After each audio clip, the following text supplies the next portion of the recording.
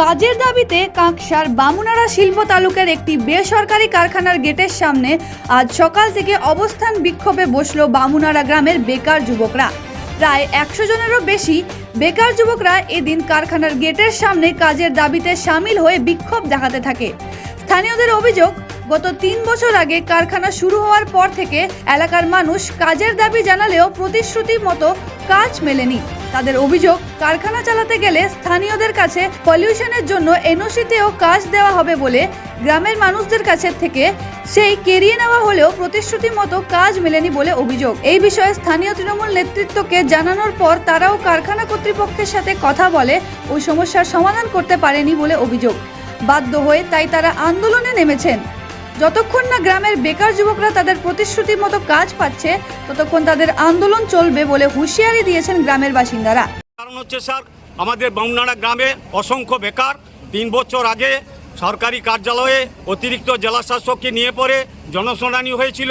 CCM বেড়েছে, বাকি বেড়েছে, 350 জনের বর্তমান কর্মসংস্থান রয়েছে। এই মালিকের যে পুত্র এবং কন্যা, ওনারা কথা দিয়ে এসেছিলেন কর্মসংস্থান করবেন।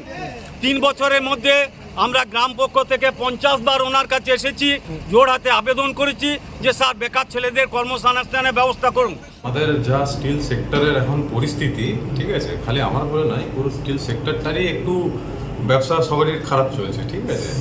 অতএব এখন হয়তো ওনাদের পুরো ফুলফিলমেন্টটা আমি করতে পারছি না, যার জন্য রাগ অভিযোগ ওদের স্বাভাবিক, যেটা ওদের হওয়ার দরকার, ঠিক আছে। কিন্তু আগামী দিনে দেখুন, আমরা কোনো রকম কোনো ঝুট ঝামেলা চাইনি, যে কারণে আমরা এসে এখানে জাস্ট অবস্থান করেছিলাম যে গ্রামের বেকার যুবকদের কর্মসংস্থানের ব্যবস্থা করতে হবে। তো আমরা অনেকক্ষণ বসেছিলাম, প্রায় 2-3 ঘন্টা বসে থাকার পর মালিকপক্ষ এবং প্রশাসনের তরফ থেকে আমাদেরকে আশ্বাস দেওয়া হয় যে আগামী 2-3 দিনের ভেতরে ওনারা নিজেদের মধ্যে একটা চূড়ান্ত পর্যায়ে সিদ্ধান্ত নেবেন এবং আমাদেরকে আশ্বাস দিলেন যে অবশ্যই গ্রামের ছেলেদের কাজে নেওয়া হবে।